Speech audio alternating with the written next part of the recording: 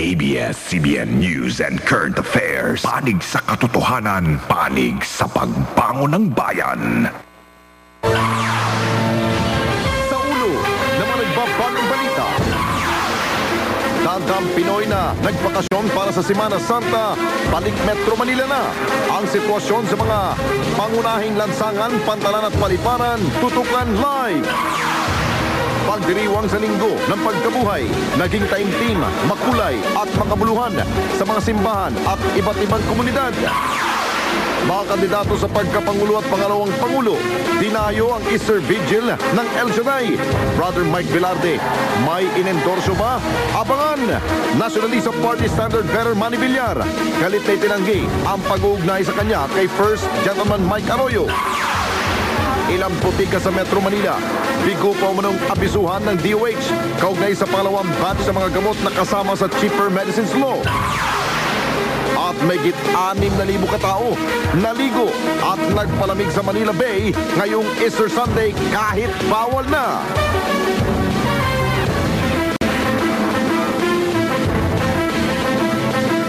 Live mula sa ABS-CBN News Center, Manila.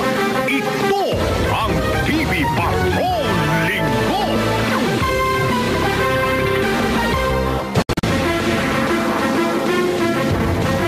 Magandang gabi Pilipinas, kami ang mga patrol ng Pilipino. Nagbabalita at naglilingkod sa inyo saan man sa mundo. Balik Metro Manila na ang daan-daan sa ating mga kapamilya matapos ang bakasyon sa mga probinsya nitong Semana Santa. Inaasahan na rin sa mga oras na ito ang mas matindi pang pagdagsa ng mga motorista mula sa Katimugan at hilagang bahagi po ng Luzon. At live mula sa South Luzon Expressway, nagpapatrol, Jenny Reyes. Sa pagtatapos ng Holy Week ay balik Maynila na rin ang ating mga kababayan na nag-uwian sa probinsya at inaasahan nga na sa mga susunod na oras ay magsisikip ang daloy ng trapiko. Sinabayan ng matinding init ng panahon ang pag-uwi ng mga nagpuntahan sa probinsya para sa Semana Santa. Kaya dagdag kalbaryo daw ito sa inaasahang pagbigat ng daloy ng trapiko. Kaya ang mga motorista nagpapalipas ng oras sa mga gasolinahan para magpahinga. Pag walang kastulog, kailangan pahinga ka konti o kaya kung hindi mo kayang bumiyahe, midlip ko muna para iwas disgrasya. Sa South Luzon Expressway, malamang daw na makadagdag sa bigat ng daloy ng trapiko ang ginagawang Skyway Extension sa May Sukat, Parañaque. Naiipon din daw ang mga sasakyan papasok sa SLEX sa Calamba. Sa NLEX naman, bahagyang bumagal ang daloy ng trapiko dahil sa karambola ng 9 na sasakyan sa may kilometer 52, Apalit, Pampanga. Pasado alas 3 ng hapon naganap ang aksidente. Ayon sa inisyal na impormasyon, biglang nagpreno ang isang Ford Everest na naging sanhi ng pagkakabangga ng 8 iba pang nakasunod na sasakyan.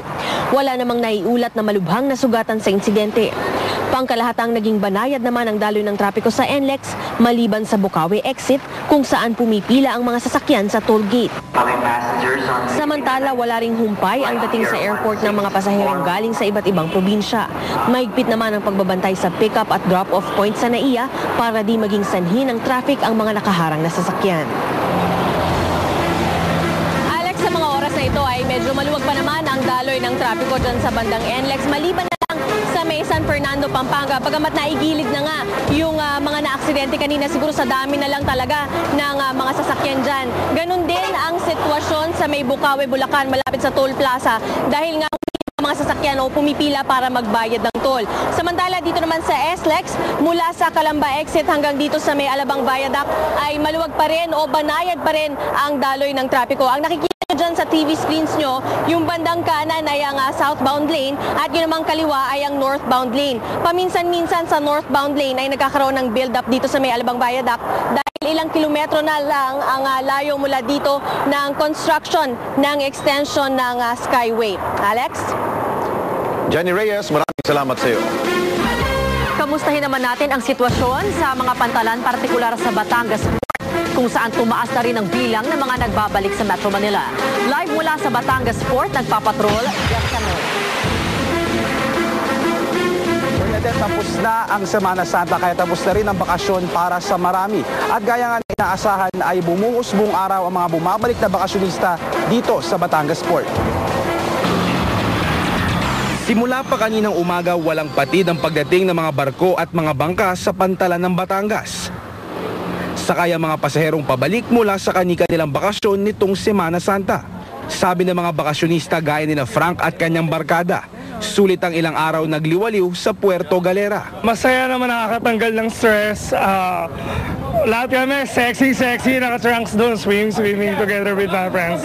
Pero ang ilan gaya ng tropa ni JP, bitin pa sa bakasyon at wala pa sa mood na bumalik. Medyo nakakatamad pero back to work ulit. Sa taya ng pamunuan, nasa may 11,000 biyahero ang bumalik sa Batangas ngayong araw. Malayo sa normal na buhos na 5,000 kada araw. Dagsa lang yung pasahero natin yan kasi yung mga lumiba na pasahero previously, before ng mahal na araw, bumabalik sila ngayon. Yung mga nag-outing sa Puerto Galera, and then yung additional na mga katutubong mga taga Mindoro na nagsiuwi. Kung marami na ang bumabalik, meron pa rin mangilan-ngilan na paalis pa lang ng Batangas Port. Pero kumpara noong Semana Santa, numipis na ang bilang ng mga tao. Tuloy lang ang biyahe ng mga malalaking sasakyang pangdagat ngayong gabi gaya ng mga roro, pero kaninang alas 6 ng gabi nga ay hindi na pinapabiyahe yung mga maliliit gaya ng mga fast craft o yung mga motor bangka. Kaya para dun sa mga naghahabol pa na makauwi para umabot sa kanilang mga trabaho bukas, relax lang muna dahil magre-resume pa ang mga biyahe bukas ng alas 6 ng umaga. Yan ang pinakauling balita mula dito sa Batangas. Bernadette, balik muna sa'yo. Maraming salamat, Jeff Canoy. Makulay at makahulugan ang pagdiriwang ng Easter o Pasko ng pagkabuhay sa ating bansa. Hinihikayat naman ni Manila Archbishop Gaudencio Rosales ang lahat na isabuhay ang mensaheng pagbabago ng muling pagkabuhay ni Jesus, lalo ngayong nalalapit na ang halalan. Nagpapatrol, Abner Mercado. Hating gabi pa lang inumpisa na sa simbahan ng Baclaran ang tradisyon ng salubong. Ito ang pagsasadula sa muling pagkabuhay ni Kristo 3 araw matapos siyang magpakasakit at mamatay sa krus. May bonfire sa harap ng simbahan. Inalis ng munting anghel ang belo sa imahe ng Birheng Maria, simbolo ng pagtatapos ng ating pagluluksa. Sa lungsod naman ng Pasig, alas 4 ng madaling araw, sinimulan ang pagdiriwang. Sinimulan muna ito sa isang prosesyon ng mga deboto. Ito ang pinakamahalagang katibayan ng pagiging Diyos ni Kristo, ang kanyang pagkabuhay na maguli. Sa Quezon City, madaling araw pa lang, maliwanag na sa Santo Domingo Church. Ipinagbunyi sa isang fireworks display ang makahulugang araw na ito. Ang mga taga-Angono Rizal naman, ipinosisyon ang 14 na imaheng kabilang sa salubong at sa pamamagitan ng tula, inilahad ang muling pagkabuhay ni Kristo. Sa Pampanga, nagkaroon ng Bang of Easter. Pinasabog ang isang effigy na kumakatawan sa kasalanan ng tao, simbolo ng bagong simula para sa sangkatauhan. Pagbabago at kapayapaan din ang buod ng mensahe ni Manila Archbishop Gaudencio Rosales. Binigyan din niyang makahulugan ang mensaheng ito ng Pasko ng Pagkabuhay sa nalalapit na halalan sa bansa. Hinikayat ni Archbishop ang publiko na pag-isipan kasabay ng mataimtim na panalangin kung kaninong kandidato dapat na ipagkatiwala ang kinabukasan ng ating bansa. Abner Mercado, Patrol ng Pilipino. Samantala sa pagdaraos naman ng salubong sa San Loreto Church sa Maynila, nagkaroon ng kaguluhan ng pumutok ang isaw manong Jumbo Roman Candle. 5 ang sugatan. Exclusive magpapatrol, Francis Falve.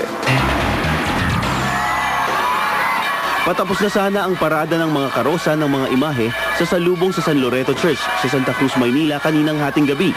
Kuha pa sa amateur video ni Teresa Garcia ang pagdaan ng imahe ng Birhen at pagsindi sa Jumbo Roman Candle na ito. Pero ilang saglit lang, nung lumiwanag na, nagulat na lang ako, sumabog, tapos tumalsik yung mga nasa harapan ko, tumalsik, tapos marami ng baga.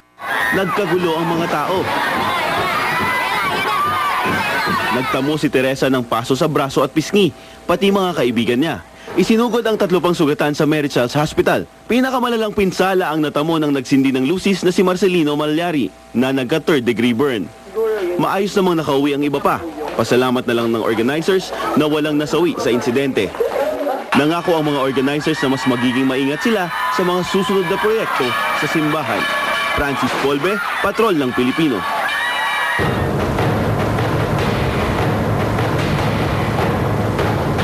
kapamilya, 36 na araw na lamang bagong halalan sa Mayo.